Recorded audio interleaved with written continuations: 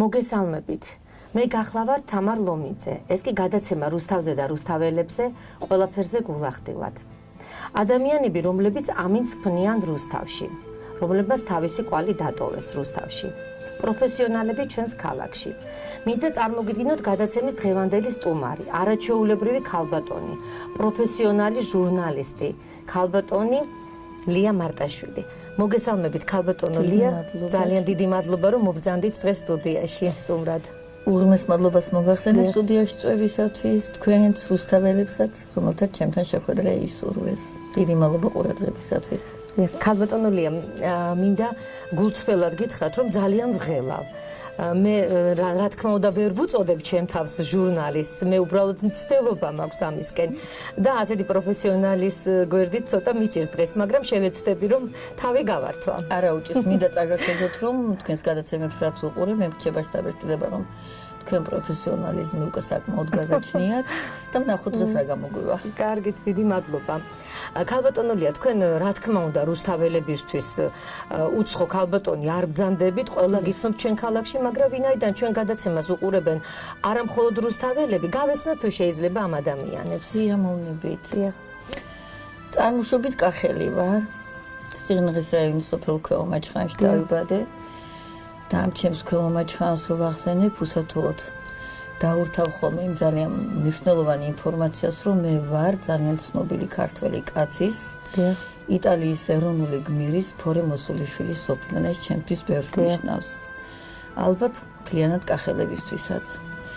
დავიბადე 1945 წელს, ომის შემდეგ, ვიცით რომ 9 მაისს ომი დამთავრდა, მე 26 მაისს დავიბადე, ესეც მნიშვნელოვანი დღეა, ფიქრობ. ქართული ერის ისტორიაში. ჩემი დაბადების დღეც ერთი ჩვეულებრივი დღე იყო. 1963 წელს დავამთავრე საშუალო სკოლის სრული კურსი. იმავე წელს ჩავირიცხე ჯავახიშვილის სახელობის თბილისის სახელმწიფო უნივერსიტეტის ფილოლოგიის ფაკულტეტზე. ჩემი ბავშვობა იყო გარკვეულწილად ბედნიერი, იმიტომ რომ მაშინ ცხოვრება თავისთავად ძალიან ბედნიერი იყო. მქონდა აუდარდელი ბავშვობა, არაჩვეულებრივი მეგობრობა, არაჩვეულებრივი ურთიერთობები. ვიყავი ძალიან მშრომელები, მუშაობდით სოფლის ზვრეებში, ვენახებში, საკუთარ კარმიდამოში. ჩვენთვის შრომა ისევე ახლობელი იყო როგორც სწავლა და სწავლითაც ძალიან კარგად ვსწავლობდით ჩემი და ჩემი თაობის მოსწავლეები. ფაქტიურად მეცნიერების საფუძვლებს ჩვენ სკოლაში ისევე უფლებოდით, რომ აი დღემდე მომყვა მაგალითად ცოდნა გეოგრაფიაში, სკოლის დროს შეძენილი ისტორიაში.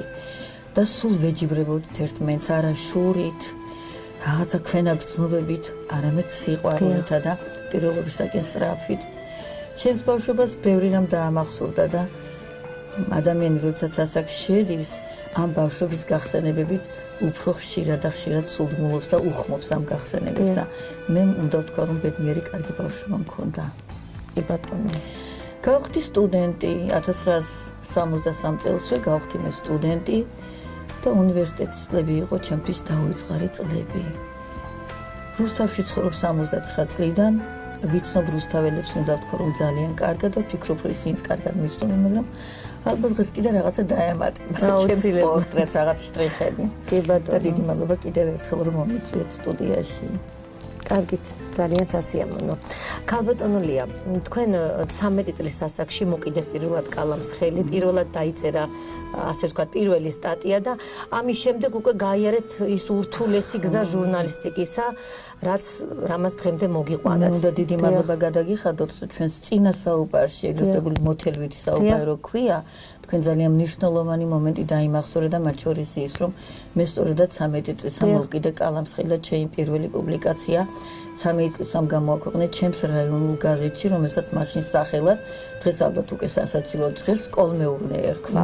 ნუ იცით კოლმეურნობა და კოლმეურნე მაშინ ძალიან ზოგადი თემა იყო და კონკრეტულიც და ჩვენს რაიონში გამოდიოდა ასეთი გაზეთი, თანაც ყოველდღიური კვირაში 5 ნომერი და ეხლა საინტერესო ალბათ რაზე დავწერე ჩემი პირველი სტატია. ჩემთვისაც დღემდე გასახსენებლად საინტერესოა და რა ვიცი ახლა ვინ ჟურნალისტიკას ზოგადად როგორ დარს პატივს ემს და შემოქმედებითობას ალბათ საინტერესო მოსასმენი.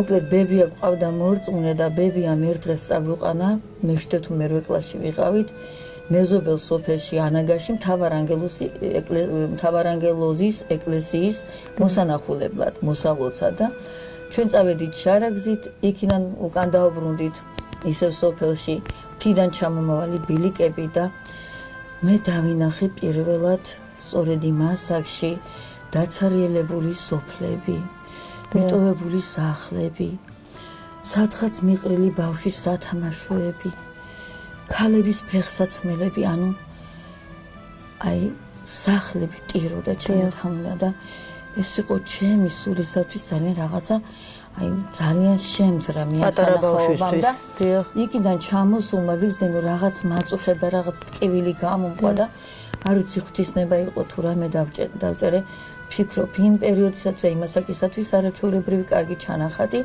რომელსაც დღემდე ვინახავ და რაიონის გაზეთმა ფაქტიურად შეუცვლა დავიმბერს და იქიდან მოვყვები და კალაი მიჭირავს ხელში იყო კიდე ბავშვობაში ის ერთი მნიშვნელოვანი მოგონება რომ ერთ დღეს კახეიდან თბილისში დადიოდა მატარებელი რა გასაკვირად და საუნდა მოერჩენოს დღეს ჩვენს მაყურებელს და ამ მატარებლით მგზავრობდი თბილისში და პირველად როდესაც ამოგვიყვანეს თბილისში რატომღაც და საინაღაც ამ კუპეში დავუმგზავრა უცნობი კაცი ჩემთვის უცნობი მაგრამ მე როდესაც გავარკვიეთ ვინ იყო და გამოგესაუბრა აღმოჩნდა ეს ბატონი რობერტ ძერია რომლის სახელი და გვარი მე გაზეთ კომუნისტიდან ვიცოდი ის გაზეთ კომუნისტში მუშაობდა რობერტ ძერია ეწერა ხოლმე და მე უბრალოდ ჯერ გამიკვირდა მე ხეი ჩავმართო გავეცანით ხო იცი ბავშვებს კითხავენ რა უნდა გამოხვიდე რომელ კლასში ხარ და ამ ადამიანმა ცალკეულად საუბარი გააბა ჩემთან და მე ვიცოდი რომ ჟურნალისტი იყო და მე მეთქი ჟურნალისტი უნდა გავხდე იციო რა არისო ჟურნალისტის პროფესიაო და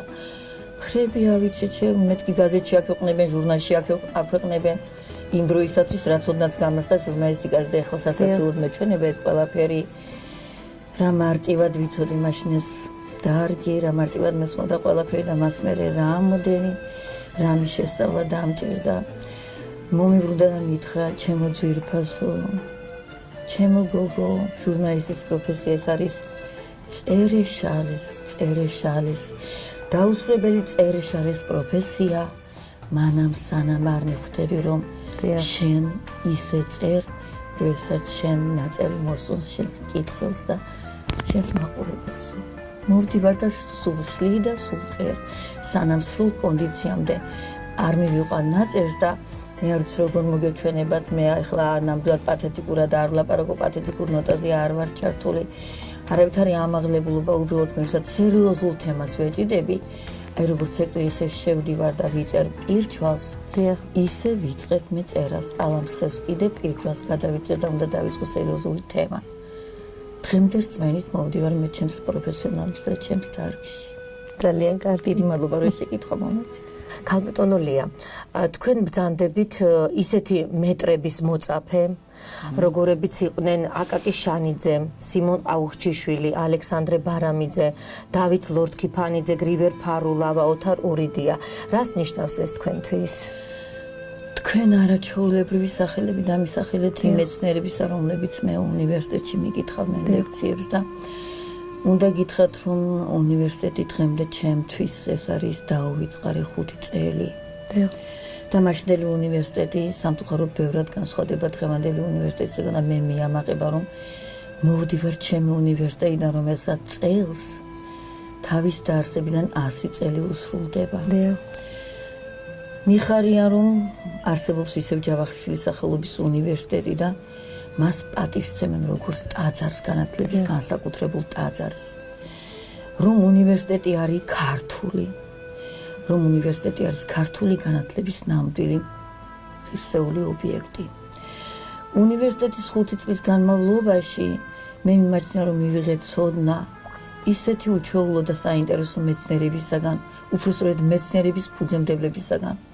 თქვენი ჩამოთვლის სახელებიდან, რა თქმა უნდა, სრული სია არ არის. მე ესთეტიკას, როგორც მეცნიერებას მიკითხავდა მაშინდელი კულტურის მინისტრი, საქართველოს კულტურის მინისტრი, ცნობილი ესთეტი, სახელმძღვანელობის ავტორი გიორგი ჯიბლაძე. ვისაც ჩემი თაობიდან ახსოვს ბატონი გიორგი, ალბათ უსიტყვოდ დამიდასტურებს, რომ მე არაჩვეულებრივი ზეიმი იყო ბატონ გიორგის ყოველი ლექცია ჩვენთვის და ალბათ რაღაცა ვისწავლე მისგან. რომ მე ქართულ ენათმეცნიერებაში მყავდნენ, ქართული ენათმეცნიერების კორიფეები ჩემს ლექტორებად.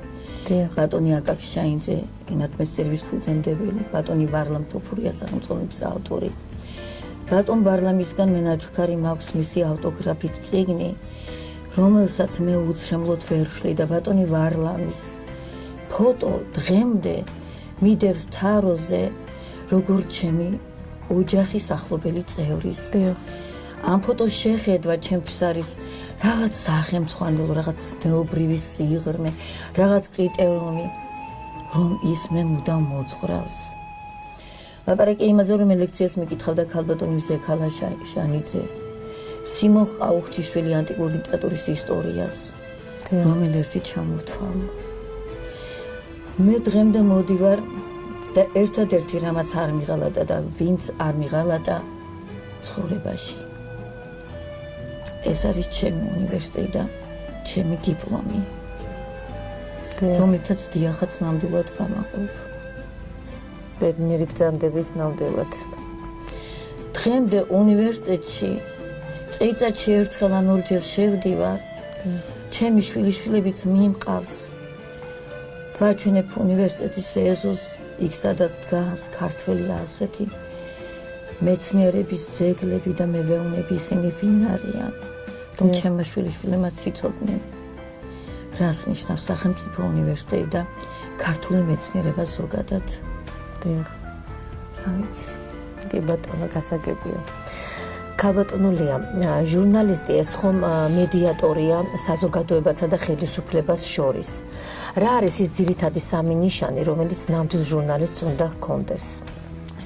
დიდი მადლობა და უნდა გითხრათ, რომ ძალიან კვალიფიციურ შეკითხვებს მაძლევ და ამ შეკითხვათა შორის ეს რა თქმა უნდა მინდა ჟურნალისტური შეკითხვაა და მინდა გითხრათ, ცოტა შორიდან დავიწყებ თუნებას მომცე. კი ბატონო.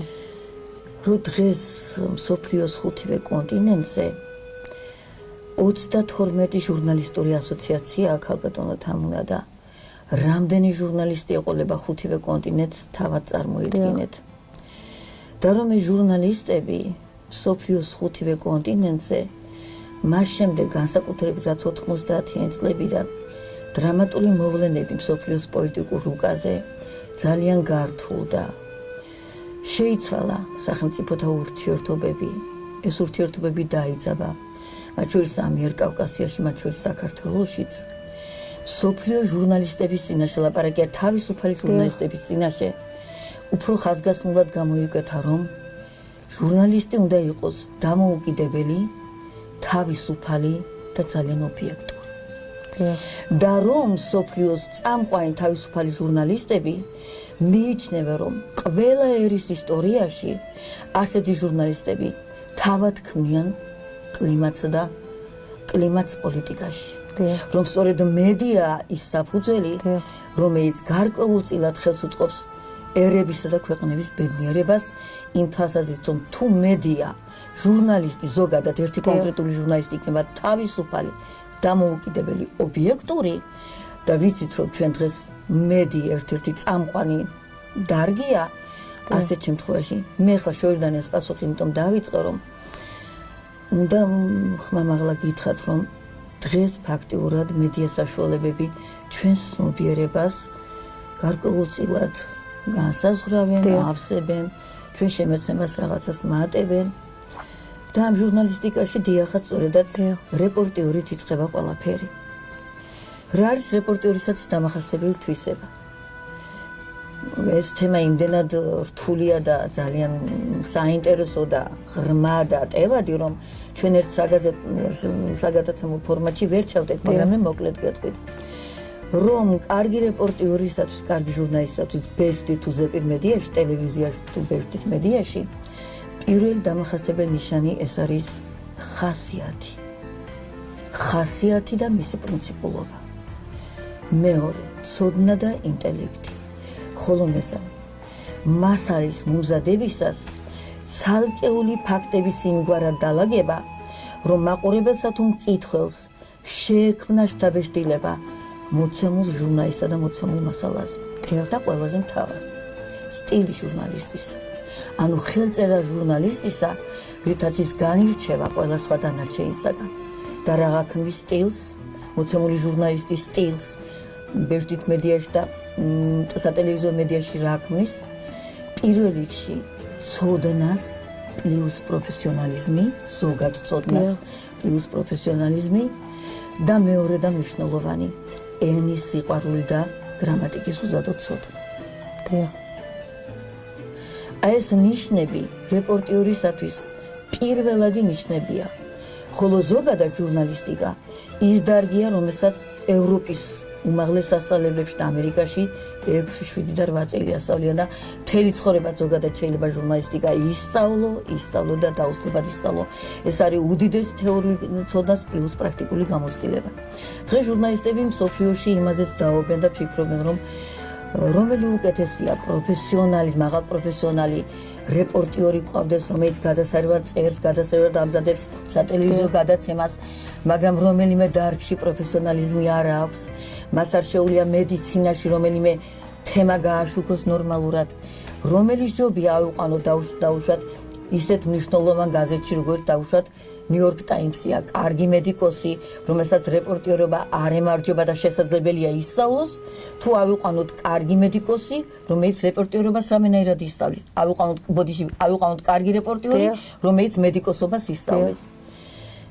და უნდა გითხრათ, რომ ჟურნალისტიკა არის დარგი, როგორც მსოფლიო პრესის თავისუფლების კომიტეტის თავმჯდომარე მალკომ მალეთი მე სულ ვკითხულობ მათ ნაწერებს, გვეუბნება ასე სიტყვასიტყვით გიწვევს, რომ ჟურნალისტიკაც ისეთივე ხელობაა, როგორც დურგალის საქმე, რომელსაც შეუძლია ხელობა, ხელოვნებად აქციოს.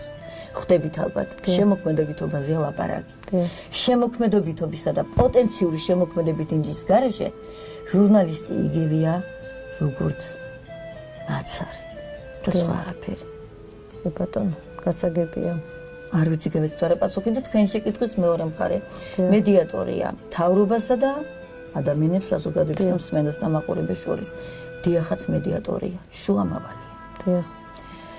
და ჩვენ ამას ჯერ კიდევ მაშინ გეუბნებოდნენ ჩვენი არაჩვეულებრივი ქართველი პუბლიცისტები, ჟურნალისტები, იგივე ჩვენი სულიერი მამა ილია, ჩვენი სამოციანელები, რომ ჩვენ ჟურნალისტში არ უნდა ვეძებოთ თვისება, რომელიც გაამწვავეს ურთიერთობას ნებისმიერი საკითხის გაშუქებისას, ნებისმიერი გადაცემისას. სტუდიაში არ შევიყვანოთ ჟურნალისტი, რომელიც დაძაბავს მაყურებელს.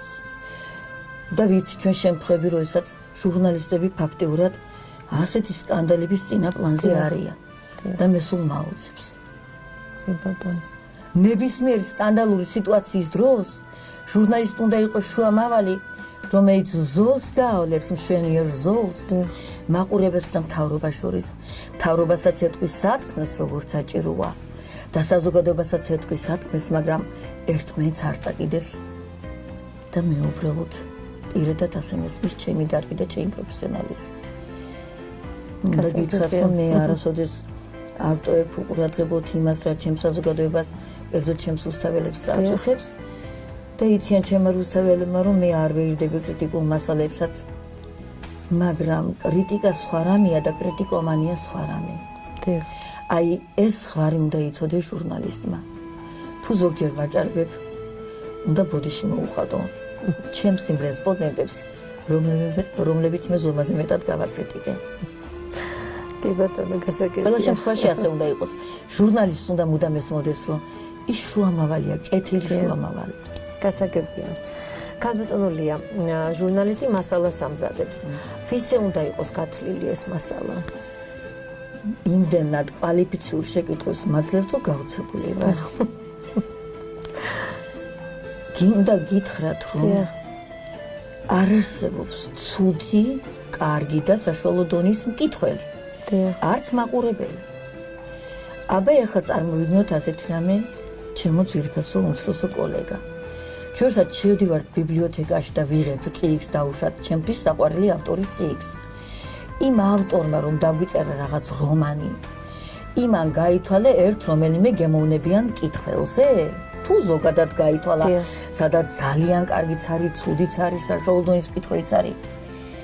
მაგრამ წერალმა წერა რომ დაიწყო, მან რა თქვა, რა იფიქრა, უნდა დაწეროს სიმგვარად, რომ ყველაზე მაღალი მოთხოვნილების მკითხველი დააკმაყოფილოს, მაღალი მოთხოვნის მკითხველის გემოვნება დააკმაყოფილოს და ჟურნალისტიც იგივეა ჩემო კარგო.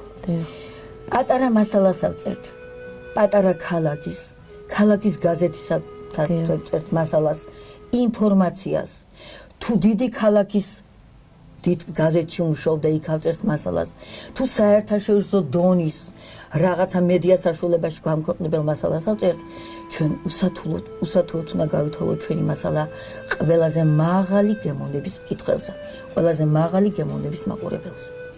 სხვანაირად არ გამოგვივა მასალა. სხვანაირად ჩავიფუშებით, სხვანაირად უკან წავალთ.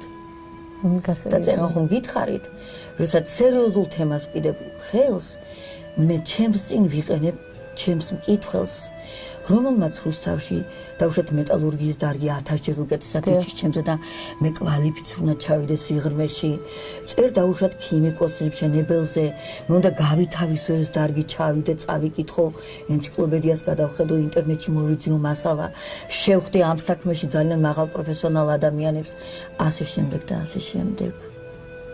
გასაგებია. მოკლედ ცოდნა აუცილებელია. კი ბატონო. ზოგადად რას აძლევს ადამიანს ცოდნა და განათლება? ხო, ვიცით ჩვენ ახლა ელემენტარულად ძალიან დიდი განსხვავებაა ცოდნასა და განათლებას შორის.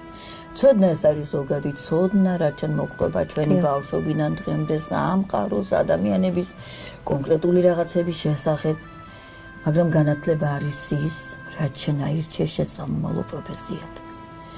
და ეს განათლება თუ ატარებს სიმგვარ ხასიათს, რომ შენ გზა დაგზაი, ხანდახან გიხდებოდა შემთხვევა და კითხულობდი შენთვის საინტერესო წიგნს, რაღაც შემთხვევიდან შემთხვევამდე ეცნობოდი რაღაცებს და სერიოზულად არ იყავი იმისთვის დაინტერესებული, რომ შენ განათლება მიგეღო ამ დარგში, მე ვფიქრობ, რომ მაინც ვერ მიაღწევ მაღალ კვალიფიკაციას თავად.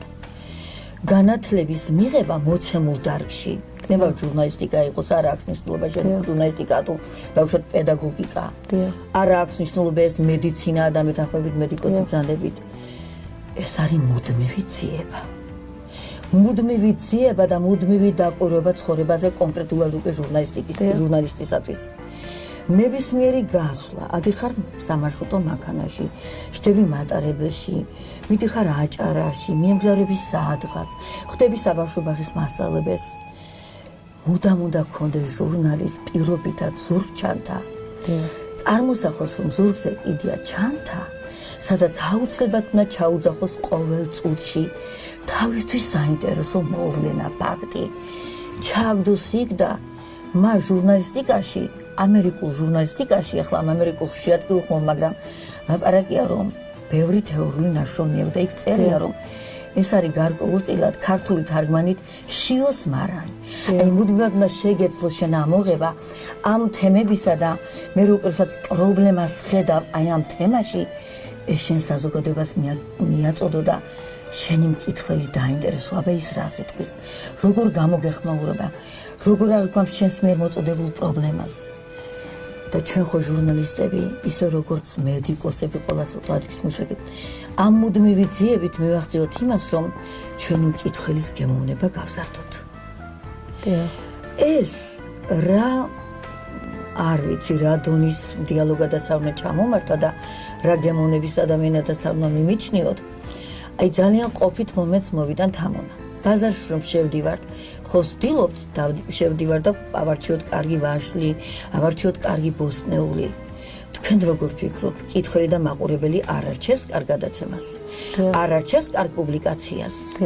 და ჩვენ ამ შემთხვევაში დღეს რომ მიაწოდეთ ერთი პუბლიკაცია წაიკითხა და მოეწონა, ხვალ ხომ უნდა ვეცადოთ უკეთესი პროდუქცია მიაწოდოთ. ნებისმიერი მედია ჟურნალისტისა, ზეპირი მედიისა და ბეჭდვითი მედიის ჟურნალისტისათვის ეს უნდა იყოს საბაზრო გათვლაზე გათვლილი, რომ შენ საუკეთესო მკითხვაზე გათვლილი პროდუქცია მიაწოდოს შენს მკითხვასა და მაყურებელს. დღეს რომ მიაწოდე, ხვალ უკეთესი მიაწოდო, ხვალზე უფრო გაზარდო მისი ინტერესი შენს მიმართ, როგორც ავტორის მიმართ, შენს მიმართ, როგორც გადაცემის წამყვანის მიმართ. გასაგებად კი გითხარით ბატონო, კი, ყველაფერი გასაგებია ნამდვილად. ხო და რა ვიცი. არაჩვეულებრივია ეს ყველაფერი, ისე კარგად ხსნით ყველაფერს, რომ მეც გაოცებული ვარ რაღა დაგიმალოთ. ხო, აი პედაგოგიკას ეს მენად ვარ გადაქცეული. ასეა და რაც შეეხება თეორიულ მხარეს, აი ჟურნალისტი ვერ წარმოვიდგენ, რომ ის თეორიულ ნაშრომებს არ კითხულობს და წეგან ისევ ჩვენი სულიერი მამა ილია ვახსენე და ჩვენ გვაქვს გარკვეული სლოგანები, რითაც მუდმივად ხელმძღვანელობთ არა და ჩემთვის ჟურნალისტისათვის დღემდე სლოგანია მოყვარეს პირში უძრახე მტერს პირს უკანო, ამაზე მეტი რა უნდა ეთქვა, ილიას რა უნდა ესწავლებინა. კი ბატონო. ნუ ლაპარაკია იმაზე, რომ ჩვენ გვასწავლიან კიდევ სადაც ვკითხულობთ და რასაც ვკითხულობთ, რომ რეპორტიორობა ძალიან რთული საქმეა. მაშინ როცა შეგიძლია და იცი რას აკეთებ, მაგრამ ძალიან მარტივი, როცა არ იცი რას ემსახურები და როგორ ემსახურები. მარტო ის ფაქტი, რომ რეპორტიორმა თავისი პატარა ნიუსი, ახალი ამბავი როგორც უწოდებენ, 5 კითხვაზე უნდა გაითვალოს. გადის სატელევიზიო ინფორმაცია, ახალი ამბები. ჩვენ ქალაქის შემთხვევაში კურიერი. ამ კურიერს ხომ მე დღეს საღამო დადარაჯებული ვარ მოусვინო და ამ ერთხელ მოსმენის დროს მე უკვე ინფორმაცია იმდენად სრულყოფილი უნდა მივიღო, რომ მე მივიღო პასუხი 5-ვე კითხვას. ვინ, რა, როდის, სად, როგორ, რატომ სწორედ. და მე თუ ამ 5-ვე კითხვაზე მივიღე პასუხი ერთი ახალი ამბის პატარა სიუჟეტიდან, მე უკვე დავკმაყოფილდები, რომ გავიგო სად ტარდება, ან სად ჩატარდა, ვინ ჩაატარა, როდის ჩაატარა, რატომ ჩაატარა, რა მიზეზით. ანუ მე უკვე მივიღე ინფორმაცია ტევადი. მაგრამ როდესაც მე ვუყურებ ტელევიზიას და ნიუსი ელემენტარულადაც არ აკმაყოფილებს ჩემს ცნობის მოყვარეობას, მე აღარ მიშდება სურვილი დავიდე ტელევიზიას და ვუყურო ასე ტელევიზიას, მე აღარ მიშდება სურვილი წავიკითხო იმ ჟურნალისტის მასალა, რომელმაც ოდნავადაც ვერ დააკმაყოფილა ჩემი ინტერესი მკითხველისა და უფრო მარტივიც, ვერ დააკმაყოფილა სათაური, რომელიც ავტორმა მოცემულ მასალას მოუწევს. დაგვიწერა სათაურში სხვა რამე, მთელი მასალა აბდაუბდად, სათაურს არ პასუხობს, ჩავიდა მკითხველი ბოლომდე და სად სათაურია, სად შინაარს. და დავზენ იმასაც და გეტყვი ჩემო ძვირფასო უმცროსო კოლეგა, რომ სატელევიზიო გადაცემისათვის თუ ბეჭდით მედიაში ნებისმიერ პუბლიკაციისათვის სათაური იგივეა, რაც მზის სხივები ზოგადად დღისთვის, ზოგადად ყვავილისათვის. სათაური მზის სხივივითაა კარგი ნაწერისათვის და კარგი გადაცემისათვის. ცოტა უფრო მეტი გიპასუხეთ, ვიდრე საჭირო იყო კითხვა. ძალიან სასიამოვნო ეს ყველაფერი. ქალბატონო ლია, სად იბეჭდებოდა თქვენი სტატიები, რომელ ჟურნალ გაზეთებში და დღეს სად იბეჭდება? აი, ჩემი ნაწერები რო შევკრათ ამუნა, სულ მეუნებიან ჩემი მეგობრები, რომ აი ყველა სიგს რაღაცას რედაქტორობ, კითხულობ, ახსოვებ და ერთ შენ წიგნი 78 ასაკში ერთი წიგნი ვერ გამოვეცი, ვერ მოვიცალე, ჯერათ თუ არ ჯერათ. ფაქტიურად მე ვარ მოქმედი ჟურნალისტი. უნივერსიტეტის ჟურნალ-გაზეთებიდან დაწყებული ვებეჭდებოდი. უნივერსიტეტის დამთავრების შემდეგ ობიექტური მიზეზების გამო მუშაობა მომიხდა დედოფლის წყაროს რაიონულ გაზეთში, ახალი შირაგი ერქვა სახელად და მე ძალიან საამაყო დამრჩა ის 2 წელიწადი, იმიტომ რომ მე მივდიოდი საზღვრისპირა სოფლებში, ეს სოფლები იყო 1-42-43 სოფელი, ზემო ქედი, ქვემო ქედი, არბოშიკი, მაჩხანი, გამარჯვება, მე ვხვდებოდი მწყემსებს, მესაქოლეებს, კოლმეურნებს, მე ვწერდი მათზე, სოციალისტური შრომის გმირ კოლმეურნებად თავმჯდომარეებზე.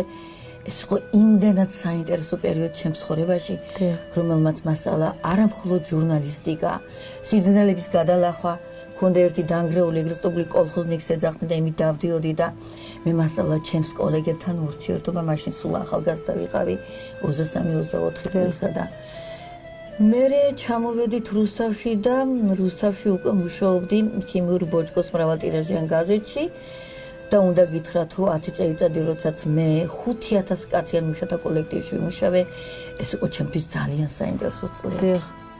პარალელურად 5000 კაციან კოლექტივში, შრომით კოლექტივში და ზეპირად მახსოვს იმ საამქროები, სადაც დავდიოდით გჯერათ ამდენი წლების მერე, ეს არის 60-დან 70 წლამდე პერიოდი, ქიმიური საამქრო, ცხელი გაჭემის საამქრო, პირველი საგრეხი აბრეშუმის მეორე საგრეხი, საქსოვის საამქრო, ცენტრალური ლაბორატორია, ტექნიკური კონტროლის ლაბორატორია და რა ვიცი, რომელიც ხანთხეში 5 ჯერ მოხდებოდა ქარხანაში შესვლა და მასალის გამოტანა, იმიტომ რომ კვირაში 3 ნომერი გამოდიოდა და ამბობთ მე ხა დღეს ყველას მივესალმები იმ გაზეთში რომ მუშაობდით ერთად ყველას უდიდესი სიყვარულით ვიხსენებ და მოიკითხავთ ყველას ჩემო ძვირფასო კოლეგებო და პარალელურად მე ამ მრავალტირაჟიანის გვერდით იმავე რუსთავში როგორც კი ჩამოვიდავიწყე მუშაობა სახალხო განათლებაში პედაგოგთა გაზეთში რომელიც 58 წლიდან არსებობს და დღემდე არსებობს და მე ამაყება რომ მე 35 წელიწადი ვიმუშავე და განათლების სისტემიდან მასალები რაც კეთებოდა ეს შეიმიწოდებული იყო რეგიონული მასალები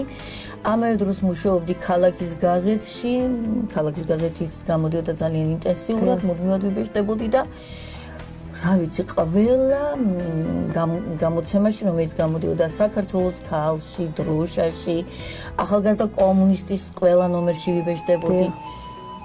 თბილისში ჩავდიოდი კვირაში 3 დღე, მაშინ იკარუსი დადიოდა, მივდიოდი და მე რო გადმოვედი მე საქალაქო რადიო რა ვიცი, მინდა გითხრათ რომ პირველად აქ დავიწყე მუშაობა. მომდევნო პერიოდი იყო უკვე საქალაქო რადიო მაუწყებლობაში გამოვიდი 80 წლიდან, 1980 წლიდან. საქალაქო რადიო მაუწყებლობა იყო 165,000 რადიო მსმენელი ყავდა ჩვენ წარმოიდგინეთ რა პასუხისმგებლობა იყო და 15 წუთიან გადაცემას დღესაც საქართველოს ტელევიზიებში და რადიოში ამზადებს მთელი არმია ჟურნალისტებისა და ჩვენ 3-4 ჟურნალისტი ამზადებდით ეს იყო პირველადი მოხმარების ინფორმაცია ჩვენი რუსთაველებისათვის გათვლილი როგორ იქნება წყლის მომარაგება, როგორ იქნება გზა, რა იქნება ხვალ, რა განიხილეს პარტიის საქალაქო კომიტეტში, მოსახლეობამ რაზე იჩივლა, როგორ დაკმაყოფილა მათი მოთხოვნები. ერთ სიტყვით უამრავი ინფორმაცია 15 წუთში კი იცით ტევადია და ჩაეტევა ბევრი ინფორმაცია და ასე მუშაობდა. პარალელურად ამ რადიო მაუწყებლობის მუშაობდი მეტალურგიის მრავალტირაჟიანში 10 წელიწად.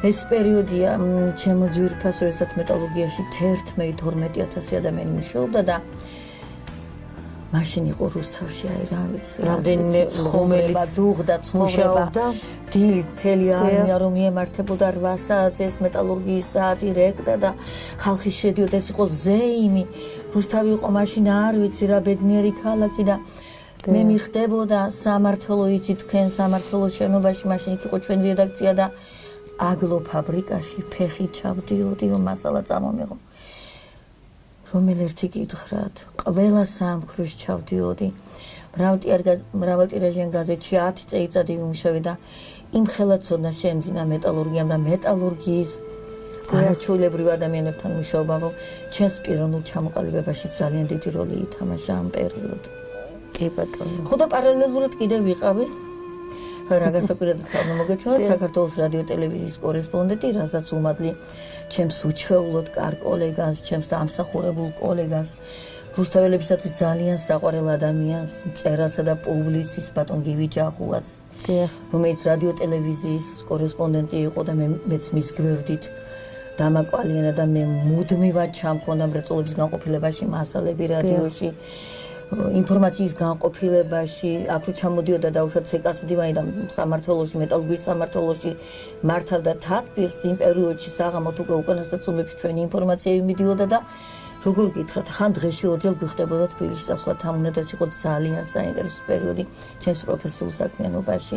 ნუ პარალელურად ვიბეჭდებოდი მთელ საქართველოს გამომავალ, რა ვიცი, უამრავ ჟურნალ გაზეთში და იმდენი დაბეჭდილი მასალა მაქვს თუ იმას რა ჩამოვწვის, რამდენ წიგნად შეიძლება აიგინდეს. იცით რა მინდა გაიხსენოთ, აი თქვენი მუშაობის პერიოდი საქართველოს ქალში ქალბატონ ნანული ცაგარეიშვილის ხელმძღვანელობით. მე თქვენ გითხარით და არ დაგვიწყებიათ. მოკლედ სამშობლოს გამომცემლობა გეცოდნებათ რუსთაველზე დიდი უშველებელი შენობა, რომელიც სამწუხაროდ სააკაშვილის დროს წაგვართვეს და იქ არც ერთი რედაქცია აღარ არსებობს და ფაქტიურად სხვა დანიშნულება შეიძლება და ეს ჩემი სახალხო განათლების რედაქცია მეხუთე სართულზე იყო და მეხუთე სართულზე სანამ ავიდოდი იყო მესამე სართულზე საქართველოს ქალის რედაქცია და საქართველოს ქალის რედაქციაში ერთშვენი ერთ დღეს ხო გამიშდებოდა სურვილი შევსულიყავი ნუ შევედი ერთხელ ორჯერ სამჯერი გამოვესაუბრე მოვიკითხე და მე ერთშვენი ერთ დღეს მოწესებით შევიტანე და მახსოვს ხათშორის ის მასალაც მახსოვს ქიმურ ბოჯკოს ყავდა სოციალისტური შრომის გმირი არაჩვეულებრივი მერი აბესაძე მოგიკითხა მე ძვირფასო შენ ჩემთვის არაჩვეულებრივი რესპონდენტი იყავი და ეხლა თუ მიყურებს მე მინდა ძალიან გულთბილი მოკითხვა გადავცე მას და მასზე დაწერილი მასალა შევიტანე ნუ ქალბატონ ნამდვილის კაბინეტში ვედი პატარა მომცრო კაბინეტი ქონდა მისი ჩაცმულობაც კი მახსოვს ეცვა უბრალო ძალიან სანდომიანად იყო ძალიან სანდომიანი გარეგნობის ქალი და ძალიან თბილი დახვედრა იმ შემთხვევაში ჩემთან ახალგაზრდა ჟურნალისტთან და მე შეხვედრა სულ მახსოვს თამნა და როდესაც უკვე გავხდი რადიო მაუწყებლობის რედაქტორი აი ეს შეხვედრა დღემდე სულ მახსოვს როგორ უნდა შეხვდე ახალგაზრდა ჟურნალისტს რაღაც კრიტერიუმად იქცა ჩემთვის გამიღიმა აბა დაბძანდი ჩემო კარგო საიდან ხარ თბილად მიმიღო ეს მასალა გადასინჯა გადაფურცლა საინტერესოა და რა თქმა უნდა საქართველოს ხალხში მუდმივად ვიბეჭდებოდი და მე უნდა გითხრა თუ არაჩვეულებრივად კარგი ქალბატონი იყო ვინ როგორ ახასიათებს დღეს არ ვიცი მაგრამ მე მას მუდამ სიამოვნებით ვიხსენებ და ძალიან ბევრ ჟურნალისტსაც რომელთანაც მე მომიხდა შეხვედრა ჩვენ ახლა სულ ახალხანს ერთი თვე არც კი არის ჩატარდა ჟურნალისტთა მორიგი ყრილობა მე მის დელეგატი ვიყავი და იქ შევხვდით ამთაობი ჟურნალისტები და სხვა არაჩვეულებრივი შეხვედრა ძალიან ბევრი კიდევ ვინმე გვაკლდა რა თქმა უნდა ამ რიგებს გამოაკლდა ასაკებია. ქალბატონო ლია, თქვენ გარდა ჟურნალისტური მოღვაწეობისა, რამდენადაც ვიცი სკოლა ლამპარში, ასწავლით სამოქალაქო განათლებას. რა დატვირთვა აქვს ამას ახალგაზრდებისთვის? ხო, ეს არის ძალიან საინტერესო დარგი და მე ვფიქრობ, რომ სწორი გადაწყვეტილება მივიღე, როცა 14 წლის და წლის საგანი შემოვიდა და მე უკვე ვიცოდი ეს საგანი იყო მეტნაკლებად ჩემი კოლეგებისაგან მე გადავწყვიტე, რომ ეს საგანი ამეღო და მესწავლებინა არა მხოლოდ მოსწავლებისათვის მეც მესწავლა. ეს არის საგანი სამოქალაქო განათლება ზოგს ასე ესმის, ვინც ამ საგანს არ იცნობს, ქალაქში ხო ცხოვრობდა სამოქალაქო განათლება არა. ეს არის საგანი ჩვენი სამოქალაქო აქტივობისათვის. და ეს არ არის ან ამერიკიდან, ან რომელიმე ევროპის ქვეყანა შემოტანის საგანი, ან სიახლე, ან კრეატიულობა. აბა ჩვენი წინაპრები გავიხსენოთ. განა ილია არ იყო სამოქალაქო წყობისა და ფიქრის ადამიანი.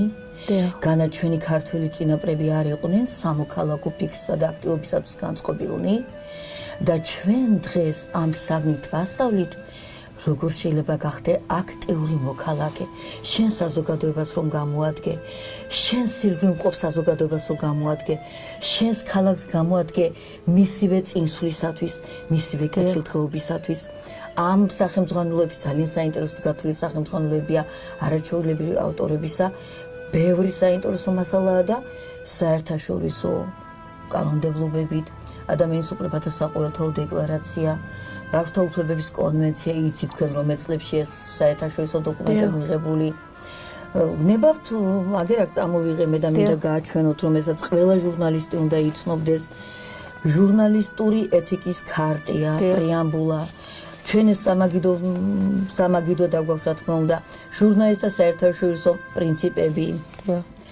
ჟურნალისტთა პრინციპების დეკლარაცია ვასწავლით კონსტიტუციის ძალიან ბევრ მუხს ამ საგნითა და ამ სახელმძღვანელოთი ჩვენ ვასწავლით ძალიან ბევრ ისეთ საინტერესო თემას ნორმატიულ აქტებს ვასწავლით რომელიც ბავშვმა აუცილებლად უნდა იცოდეს ვასწავლით ისეთ თემას როგორ ავირჩიო პროფესია თანამედროვე მოთხოვნათა უამრავი საინტერესო თემაა და უნდა გითხრათ რომ ძალიან წარმატებულიც არის ეს საგანი იმიტომ რომ მე-9 კლასელები მე ხა კერძო სკოლა ლამპარში ვარ უამრავ სხვა სკოლაში ვასწავლი და ამჟამად კერძო სკოლა ლამპარში ვარ და აი როგორადაც ისე გინდა გამიგეთ არც ერთი მოსწავლე ჩემს გაკვეთილს არ აცდენს თორსა სხვა გაკვეთილზე არ ესწრებიან ჩემს გაკვეთილზე მოდიან და სდებიან და ხო აი დიდი მოლოდინები აქვს მუდამ დიდ მოლოდინებს გაიწვიან ამ გაკვეთილიდან და მე მინდა ხოლმე რომ გავამართლო მათი მოლოდინები კი ბატონო და ვიცი რომ მათგან დღეს უკვე ჩამოყალიბებული პიროვნებები არიან მე-9 კლასელები და ერთხელ თუ გექნებათ საშუალება მობრძანდით ამ საკითხებზე და მათგან აუცილებლად კარგი საზოგადოების წევრები გაიზრდებიან. კი ბატონო.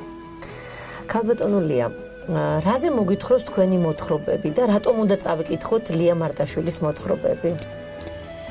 ჩემი რამოდენიმე მოთხრობა წერა, როგორც ყველა ქართველი ვავარჯიშებ კალამს და ჩემი რამოდენიმე მოთხრობა დააბეჭდილია და რა ვიცი მკითხველისაგან ის გამოხმაურება რომ მოსწონთ, კითხულობენ.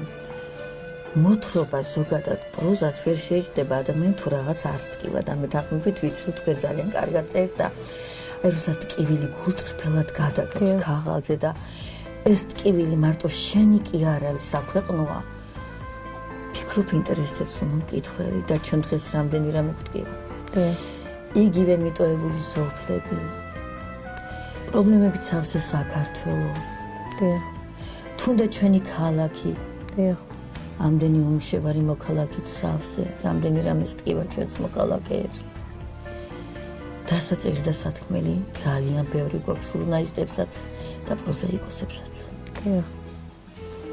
და ნეტა შეგვაძლებინა რომ დავწეროთ ეს ყველაფერი და გავაშუქოთ კი ბატონო რა ხაზგასმული ღირებულებებია თქვენთვის რა გაქვთ ხო ესენი საინტერესოა ჩემთვის მთავარი ღირებულებები ეს არის უშუალობა გულწრფელობა და სანდოობა გათვლის ამ მთავარ ეროვნულ ღირებულებაზე და ეს არ არის მაღალი ხმა და ყვირილი და პათეტიკა სამება ჩვენი მამული ენა და სარწმუნოება ჩვენ ხშირად ვახსენებთ ამ სამებას და ზოგჯერ უკვე მართლა ლოზუნგად იქცა მაგრამ აბა მოდი დავფიქრდეთ თითოეული დედა ბებია და ქართველი ქალი განა ჩვენი მამულის გარეშე რაიმე ღირებულებას ფასი ექნება ჩემოთამონა განა ჩვენი ენის დაკარგვის შემთხვევაშიც ქართულს დაკარგავს ჩემი შვილიშვილი მე ასეთი შვილიშვილი არ მინდა როდესაც სარწმუნოებას დაკარგავს ქართველ მართლმადიდებლობას დაკარგავს ჩვენი ერი განა ჩვენ რწმენი დღავიული დედამიწაზე და როდესაც ეს სამება კონკრეტდება ჩვენს კონკრეტულ საქმეებში როგორი ჟურნალისტი ვარ როგორი მწერალი ვარ როგორ ვაშენებ მყარად საფუძვლიანად თუ მე მხოლოდ მოვალეობას ვიხდი ეს სამება უკვე ზოგადი კი არა ძალიან საცნაური რამ ხდება და რა ვიცი გულწრფელობა უშუალობა და სანდოობა ჩემთვის მთავარი ცნებებია გასაგები მოგითხრეთ თუ შეიძლება თქვენს მეგობრებზე საყვარელი კითხვა მეგობრები უამრავი მყავს ძალიან ბევრი მეგობარი მათ შორის თქვენც და მიხარია რომ თქვენ ჩემი მეგობარი მე ძალიან მიხარია ასე სანდო საინტერესო მხიარული ენერგიული არაჩვეულებრივი დედის ქალბატონ ლია გუგატიშვილის შვილი ჩემი ძალიან კარგი მეგობარია ჩემი არაჩვეულებრივი საყვარელი ადამიანის ბატონ ზურაბ ლომიდის შვილი ის ხომ ძალიან უხდებოდა ქალაქს თამონა ცოტა სამწუხარო რაღაცა თქვენ მამას გაახსენებ და თქვენ მათი შვილი მე ძალიან მიხარ და მიყვარხარ თქვენ და თქვენს მეგობრად აქვთ და ნუ რა შეეხება ახლა ჩემს მეგობრებს ისინი პროფესიონალები არიან ჩემი კოლეგები არიან არ არიან მაგრამ უნდა გითხრათ რომ მეგობრებს რაღაც გარკვეული ნიშნით ვირჩევ ჩემთვის კრიტერიუმია განათლებულობა და ზნეობრიობა პირველი უпроსორეთ ზნეობრიობა მაღალ ზნეობრიობა და მეორე განათლებულობა ვერ ვახერხებ გაუნათლებელ ადამიანთან ვერც ურთიერთობას ვერც საუბარს აი როგორადაც გინდათ ისე გამიგეთ და ვერ ვახერხებ ურთიერთობას ზნეობა დაკარგულ ადამიანებთან ну რაღაც შეიძლება ამ გვერდზე დაუდგე ეპიზოდურად მივეხმარო რაღაცა მაგრამ ვერ ვახერხებ მეგობრობას და მე დღემდე ჩემს ბიოგრაფიას მოყვებიან ასეთი სანდო და საყვარელი ადამიანები რამდენიმე ჩამოვთუნებას აუცილებლად ну ასეთ ადამიანთა შორისაა დავასახელე წეღან ბატონი გივი ჯახუა ჩემი 50 წლიანი მეგობარი ახლა ვიცი მიყურებს ჩემი ძალიან კარგი ჟურნალისტი და უფრო უკეთესი მწერალი და ქართული სიტყვის დიდოსტატი მიამაყება რომ ის პროზაიკოსია ქალბატონი თინათინ სიღმაშვილი სტუმრად ყვავდა ჩვენ გადაცემაში და ძალიან გამიხარდა და მიხარია ის თქვენი სტუმარი იყო ჩემი ლია ბეჟანიშვილი არაჩვეულებრივი ბიბლიოგრაფი არაჩვეულებრივი საბავშვო პოეტი მე მას ნომერ პირველი საბავშვო პოეტი დავარქი საქართველოში ჩულოდ კარგი კრებულების ავტორი ყავს ძალიან კარგი აკადემიური ქალაქის რექტორი გარი ჩაფიძე ახალგაზრდა ენერგიული კრეატიული კაცი რომისგანაც ბევრს სწავლობს რომელიც ბევრს სწავლობს ჩემგან მისი მეუღლე უამრავი ძალიან ბევრი კარგი პედაგოგი. ამ პედაგოგთა შორისაა ჩემი ძალიან დიდი ხნის მეგობარი ქალბატონი ბელა ჯანგიძე. იცით თქვენ რესპუბლიკის დამსახურებული პედაგოგი. ძალიან საიმედო მეგობარი. მე ხა მეშინია ძალიან ბევრი ვიღაცა გამორჩება. მე მყავდა თბილისში არაჩვეულებრივი კოლეგები. ჩემი უახლოესი მეგობარი სტუდენტობიდან ქალბატონი ნათელა ქიმერიძე. დღიარგარო არ დამირეკოს, არ მეკითხო. ლია როგორ ახარ? ყავს ასლან კორძაინა სტუდენტობის დროინდელი მეგობარი შევაბე ერთ-ერთმანეთს 80 წლის იუბილე უნდა ვიზეიმო დღეს ახსულ ახლა ხანს მისი. რა ვიცი, რომელი ერთი ჩამოგითვალოთ ამნა ძალიან ბევრი. ახალგაზრდა მეგობრები მე არ მაქვს აი ასაკობრივი რაღაცა რომ დაუშვათ ბარიერია ჩემთვის ასაკი, მე ყველასთან მეგობრობ. მირეკავი უამრავი ვინმე. ყავს დღიდან ჩამოსული ქალბატონი ეთერი პედაგოგი ეთერ სიმონიშვილი. ნინო კაკიანშვილი, უამრავი ვინმე და ყოველ დღეს ასია განებიერებული გზანდებით, მეგობრების ხილვით მათთან საუბრით. ძალიან ბევრი მიყავს მეგობარი. მე მათი თვა მაყოფ. ძალიან კარგი. ქალბატონო ლია, მოდით ცოტა ხანს თავი დავანებოთ ჟურნალისტიკას და მე მაინტერესებს ასეთი რამ. სამწუხაროდ ისე მოხდა თქვენ ცხოვრებაში, რომ 29 წლის ასაკში სრულიად ახალგაზრდა, ასე ვთქვათ, დაქვრივდით და მას შემდეგ თქვენ სულ მარტო ხართ. მარტოობა მეც ვიცი, რომ ძალიან დაუნდობელი ვერაგი და საშინელი რამ არის. მე მაინტერესებს ამ გადასახედიდან. ეჭვიც არ მეპარება, რომ თქვენნაირ ენერგიულ, ასეთ საინტერესო და ძალიან საყვარელ ქალბატონს ალბათ თაყვანისმცემლებიც გეყოლებოდათ, მაგრამ მაინც მარტო დარჩით. ამ გადასახედიდან, როგორ ფიქრობთ, სწორია ეს ყველაფერი? თქვენი პირადი ცხოვრება რომ არ გაგაჩნიათ. იცით მართალია რომ ეს ყველაფერი ზემოთ წყდება და უფლისნებაა ყველაფერი და თუ უფალი ჩათვლის რომ კიდევ ერთხელ უნდა იყოს ქალი ბედნიერი, უნდა კრას თუ არა ხელი ბედნიერებას. მადლობა ამ გულწრფელი შეკითხვისათვის. სხვანაირად არც გამოვიდოდა ჩვენი ინტერვიუ და დიალოგი. მე უნდა გითხრა თავმა ჩემო ძვირფასო, რომ ახალგაზრდა 29 წლის ასაკში დაქვრივება ეს ისაა, რომ უბსკურში ჩავარდი. აი მერე ვცდილობ ამ უბსკურიდან როგორ ამოხვიდე და მე შევძელი რომ ამოვედი. ანუ ჩემ თავში ვიპოვე ძალა რომ ამოსულიყავი. ცხოვრება ძალიან რთულია. ხან ადიხარ, ხან ჩამოდიხარ და სულ ებრწვი. მე შევძელი ის რომ ცხოვრებას როგორც სალკლდეს ისე მივყრნობოდი და მე ვფიქრა რომ ყველამ რომ მიღალატოს ეს კლდე ხო არსად გამექცევა. და დღეს როდესაც უკვე გავლილია ცხოვრების ძალიან დიდი მონაკვეთი, ფიქრობ რომ ალბათ სხვანაირად შეიძლება ცხოვრება და კიდევ ერთხელ არჩევანის გაკეთება. და მე მინდა უთხრა ჩემი ბიოგრაფიის, გარსი ბიოგრაფიის ქალბატონებს. ნუ გაიმეორებენ ჩემს შეცდომას. ხმამაღლა გულწრფელად ვეუბნები, ვარ იცით გულწრფელი და უშუალო. ახალგაზრდულ ასაკში, მეუღლის დაკარგვის შემთხვევაში, უსათუოდ ეძებონ ღირსეული პარტნიორი და შექმნან ახალი ოჯახი, ახალი ბიოგრაფიით. ეს მათთვის ბედნიერების მომტანი იქნება. ალბათ ქვეტექსტი გაიგეთ. დიახ, გარკვეულწილად ვნანობ. 29 წლის ასაკში იცით თქვენ ზოგიერთი გასათხოვარია და მე აქტიურად მეუღლე სრულიად უცებედად გამომეცალა ხელიდან და ამასაც დავზენ და გეტყვით ჩემო თამუნა რომ ჩემი დიდი ტკივილები ჩემი პროფესიის უსაზღვრო სიყვარულმა გადამატა. ადამიანების სიყვარულმა გადამატა. ჟურნალისტიკა სხვა არაფერია თუ არა ადამიანის მცოდნეობა.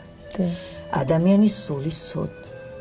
მე მუდამ მავსებ და ჩემს მყოფი ადამიანების სულში წვდომა და მათი ტკივილების და სიხარულის გაზიარება. დღემდე ასე მოვედი. კი ბატონო, გასაგებია. ქალბატონო ლია, რას ეძებდით და რა იპოვეთ ამ ცხოვრებაში? ხო, ხო, ვერ დავმალავ, რომ და მკაცრი პასუხი გავიცეთ, ჩემს საკუთარი თავისთვის განაჩენივით გამოტანილი. დიახ. ვიპოვე ის, რასაც არ ვეწევდი და დავკარგე ის, რასაც ვეწებდი. დიახ. სამწუხაროდ. მაგრამ არ მეშინე. არაფრის არ მეშინე. მტკიცედ ვდგავარ, დიახ. აქ და სხვანაირად არ ძალმიც. დიახ. როგორც იტყვიან. კი ბატონო. ძალიან კარგი. ძიმია მონომახის კვერთხი, დიახ. მაგრამ ეს კვერთხი უნდა ვატარო ბოლომდე. აუცილებლად. მაგრამ ისეთი არაჩვეულებრივი რესპონდენტი ბრძანდებით, რომ აი სმენად ვარ გადაქცეული, მავიწყდება, რომ კითხვები მაქვს და დასასმელი და აი არ ვიცი პირდაპირ მოხიბლული ვარ. ძალიან დიდი მადლობა. ქალბატონო ლია, გადაცემაში სტუმარს შეუძლია წამყვანს დაუსვას ერთი კითხვა. თუ რამ გაინტერესებთ, შეგიძლიათ გკითხოთ. ხო, მაგალითად, აი თქვენი პიროვნების სოდნა გამომდინარე, მე თქვენ რასაც გიცნობთ, ხო? მინდა ასე რა ვიცი, ხამ წუთში თავში რაც მომივიდა აზრად, ის ასეთ ჩემს შეკითხვას ასეთი ფორმულირება მივცე. თან უნდა ჩემოძვირფასო, როგორ ფიქრობთ, რა მსგავსება ან განსხვავება ჟურნალისტიკას როგორც დარგსა და მედიკოსობას როგორც დარგს შორის, რა საერთოა, არა განსხვავებაა. ალბათ საერთო უფრო ბევრი არის. საერთო ძირითადი ის არის, რომ ორივეს ხელშია ადამიანის ბედი, ასე ვთქვათ. როგორც ექიმის შეცდომას შეუძლია ფიზიკური ზიანი მიაყენოს ადამიანს და შეიძლება მისი სიცოცხლეც კი დაასრულოს. ასევე ალბათ ჟურნალისტად შეუძლია მორალურად გაანადგუროს ადამიანი იმდენად, რომ მას შეიძლება ფიზიკური სიკვდილიც კი ერჩივნოს. ძალიან დიდი მსგავსება არის. ორივეს მართლა ხელში უკავია ადამიანის ბედი. განსხვავება, დიდათ რომ გითხრათ, ალბათ მაინც დიპლომის ყდაშია და იმ დაწესებულებებში, სადაც ისინი მოღვაწეობენ. დიდათ არ განსხვავდებიან. კი, რა თქმა უნდა, ორივეს ადამიანთან შეხება. ნამდვილად. და ჩვენ ორივე უნდა გადავარჩუნოთ ადამიანი, თქვენ ფიზიკურად, ჩვენ სულიად. დიახ. ჩვენ ძალიან რთული პროფესია გვაქვს თანუნა. დიახ. ურთულესია ორივე ნამდვილად. კი ბატონო, გეთანხმებით. ქალბატონო ლია, მე მაინტერესებს ასეთი შეკითხვა დაგისვათ. აი, ნელ-ნელა ჩვენი გადაცემა მიდის დასასრულისკენ. რაღაც შთაბეჭდილება შეგექმნათ. მე მაინტერესებს აი გულწრფელად, ასე საჯაროდ. როგორი შთაბეჭდილება შეგექმნათ ჩემზე? მე კიდევ ერთხელ აღნიშნავ, რომ მე ჟურნალისტს ვერ უწოდებ ჩემ თავს, მით უმეტეს თქვენს გვერდით. მე მხოლოდ ვცდილობ რა რჩევებს მომცემთ, რა შენიშვნები გექნებათ, იქნებ რამე შეცდომასაც ვუშვებ და საერთოდ გამოვა რამე ჩემგან მაინტერესებს. ახლა გამოცდას მიწყობთ როგორც რესპონდენტს, მაგრამ მე ამ გამოცდასაც გავუძლებ. მოკლედ ჟურნალისტობა და რეპორტერობა ზეიმია, თუ კარგად უძღვები და აი მუდმივად საკუთარი თავის ძიება თამუნა. და არ შეშინდე. შეცდომამ არ შეგაშინოს, ეგ უნდა იცოდე. შეცდომებზე იზრდებიან და ჟურნალისტებიც ასეთ შეცდომებზე იზრდებიან. მუდმივად გქონდეს ურთიერთობა ადამიანებთან, რომლებიც ცდილობენ მოგცენ რჩევები და გასწავლონ. მე ვიცნობ ადამიანებს და ალბათ მეც მქონდა ეგასაკი, როდესაც რაღაც მკრეხელობა მიმართა საკუთარი თავის შეურაცხყოფაც, როდესაც ვიღაცა რაღაცას მირჩევდა. დღეს ხვდები რომ ვცდებოდი. აი ნებისმიერი მეხუთე კლასელი მოსწავლისგანაც კი შეიძლება რაღაც ისწავლო. და ეს დადარაჯება, მუდმივი დადარაჯება, რას ვისწავლი? ეს ჟურნალისტისათვის აუცილებელი თვისებაა. გნებავთ ქუჩაში შემხოდრი ორი ადამიანის დიალოგი. ისმენ დადარაჯებული ხარო, იქნებ რა თქვეს, იქნებ რა აწუხებთ. დღეს დილით მე რომ მაღაზიაში შევედი და ვისმენ რომ კიდევ გაძვირებულა დაუშვათ სიტყვაზე წიწიბურა. მე უნდა გავიგო რომ ჩვენს ქვეყანაში ეკონომიკა კიდევ უფრო იძაბება. მეს უნდა მაწუხებდეს. ელაპარაკე იმაზე რომ ყურადღებიანი უნდა იყოთ.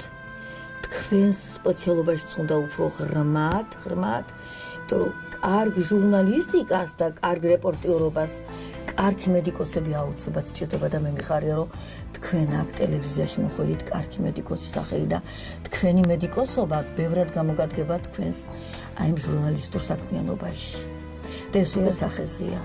მე უნდა გითხრათ რომ რა ვიცი მიგულე თქვენ საიმედო მეგობრა და თუ კონკრეტულ რამეში დაგჭირდით სიამოვნებით მზად ვარ რომ თქვენ გვერდით ვიყო. ძალიან ერგებით ამ პროფესიას. ძალიან დიდი მადლობა. მე წაკითხული მაქვს თქვენი ნაწერები, პროზაული ნაწერები, შემთხვევით ჩამივარდა ხელში, ოღონდ არა თქვენი მეშვეობით, აი შემთხვევით მოხდა ისე რომ იქნებ დაუკითხავად, რის გამოც მე ბოდის გიხდით, პირიქით, პირიქით. მე უნდა ხმამაღლა თქვა და ჩემს მაყურებელს გამონდო რომ თქვენ არაჩვეულებრივი, არა მხოლოდ რეპორტერი, ჟურნალისტი ბრძანდებით, არამედ ხართ არაჩვეულებრივი მიგნებების პროზაიკოსი. წერთ ძალიან პატარა ესეებს, ნოველებს, სადაც აქცენტებს აკეთებთ ადამიანის სულის ხვეულებზე, ეს რამხელა რაღაცა. თქვენ ადამიანის სულის იმ შრეებში ჩახვედით, რომელშიც ვერ ჩავიდა სხვა და როდესაც კითხულობს, კითხველი ფიქრობს, ეს როგორ კარგად დაწერე, ეს მე ჩემელო დამეწერა, მაგრამ ვერ დავწერე. და თქვენ დაწერეთ ეს და მე დავინახე თქვენს ნაწერებში. ძალიან დიდი მადლობა. თქვენ ჩემი სულის შეებში ჩახვიდით და ბევრი რამ ნაცნობი წავიკითხეთ თქვენს ნაწერებში. მადლობა. ძალიან დიდი მადლობა ქალბატონელია თქვენი აზრი ნამდვილად კომპეტენტური აზრი ძალიან ძირფასია ჩემთვის. ნამდვილად კუთრფელად გეუბნებით. დიახ. და მაინც რა არის ჟურნალისტიკა?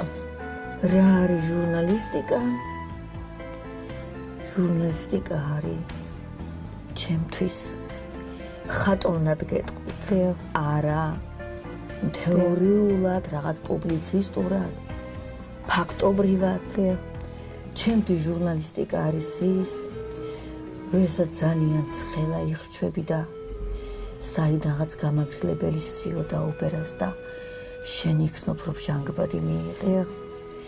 ჟურნალისტიკა არის ის, როდესაც მოუღუშულ წვიმიან დღეებში გამოანათებს მზე და იქნებ ეს მზე როგორ აავსებს შენს ცხოვრებას.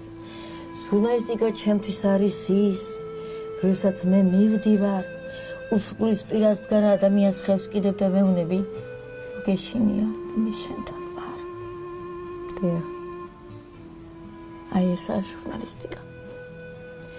შეუნდა შეგეძლოს უშუალო სხვას. გაუწოდო დახმარების ხეი და უთხრა, მე შენს გვერდით ვარ. სხვანაირად ყოველგვარი ჟურნალისტიკა, ყოველგვარი ჟურნალისტი ფას კარგავს. ჩვენ ერთმანეთსაც უნდა ვიცოცხლო და აი როგორ შეიკრა რითაც დავიწყე. მსოფლიოს ჟურნალისტები დღეს თავისუფალი ჟურნალისტები. მე რატო ვსომხას თავისუფლებას თქვენ კარგად გესმით. თავისუფლება არ ნიშნავს სიგიჟეს, რომ რაც გინდა ის ილაპარაკო შოუ პროგრამებში, რომელი ბილწი სიტყვაც გინდა ის იხმარო, არა. თავისუფლება, ჭეშმარიტ თავისუფლება ნიშნავს უფრთხილდებოდე ისევე სხვის უფლებებსა და სცემდე მას პატივს, როგორც შენს უფლებებს უფრთხილდები. და მსოფლიოს ასეთი თავისუფალნები ჟურნალისტები ფიქრობენ, როგორ მოუარონ დედამიწას, რომ დედამიწაზე იყოს მშვიდობა. დედამიწაზე მშვიდობა ნიშნავს იმას, რომ ყველა სახელმწიფოში იყოს მშვიდობა და ყველა სახელმწიფოში მშვიდობა ნიშნავს იმას, რომ ყველა პატარა სახელმწიფოში, ყველა ოჯახში იყოს მშვიდობა.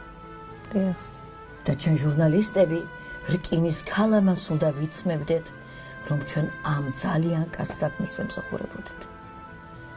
32 ძალიან დიდი ასოციაცია ჟურნალისტებისა აერთიანებს 10,000-ობით ჟურნალისტს დედამიწაზე, რომ მათ ხელი ხეს ჩაჭდონ და იცხოვრონ ერთი მიზნისათვის, გადაარჩინონ დედამიწაზე სიცოცხლე. კი ბატონო, გასაგებია. ქალბატონულია, გადაცემა სრულდება უკვე ჩვენი და შეგიძლიათ რუსთაველებს მიმართოთ და იქნება ლექსიც კი წაგვიკითხოთ, ფანტასტიკურად კითხულობთ ლექსებს თქვენ და მინდა რომ წაგვიკითხოთ ერთი ლექსი.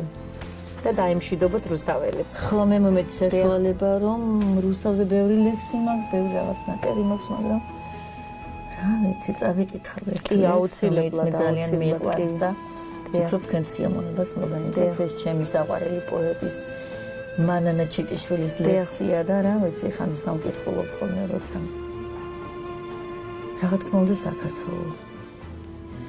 ააფრენს ღელე კალმახის წინწყალს, შორს ოქროს ფერად მღელვარებს ყანა.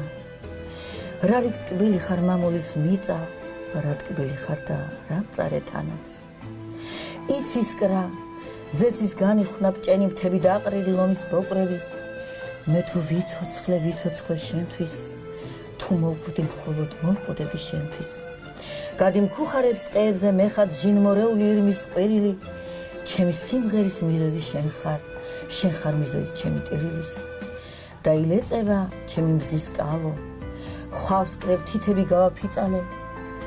უფლის სიყვარულს მოყრის განსწავლობ, ტრის სიძულვილი ჩემს ვისწავლე.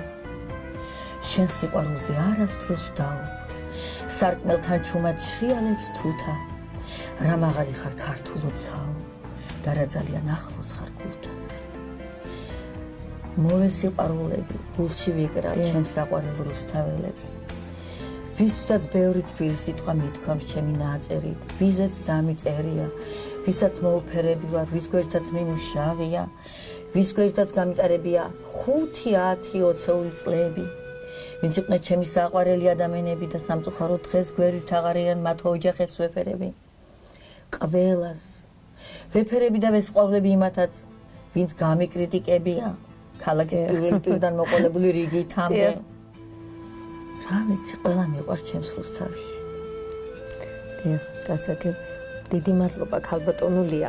ძალიან დიდი მადლობა, განსაკუთრებული რესპონდენტი ბრძანდებოდით. მადლობა. ძალიან ბევრ რამეს გავითვალისწინე, ბევრი რამე ვისწავლე, მოკლედ სმენად ვიყავი გადაქცეული, რასაც ქვია. გისურვებთ წარმატებებს, ეს უშრეთი ენერგია არ ამოგეწუროთ და ბედნიერებას გისურვებთ. დიდი მადლობა, დაგემშვიდობებით. მადლობა, დიდი მადლობა. ძვირფასო ტელემაყურებლებო, აკეთეთ ის, რაც გინდათ, რაც გიყვართ, რაც გამოგდით. მაგრამ გახსოვდეთ, რომ ყველაფერში აუცილებელია პროფესიონალიზმი.